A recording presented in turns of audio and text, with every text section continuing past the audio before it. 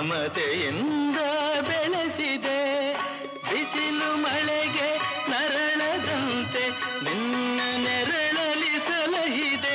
ಆ ಪ್ರೀತಿಯ ಮನ ಮರೆವುದೇ.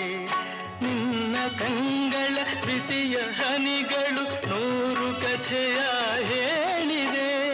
ನಿನ್ನ ಪ್ರೇಮದ ನುಡಿಯ ಕೇಳಿ 100 ನೆನಪು ಮೂಡಿವೆ.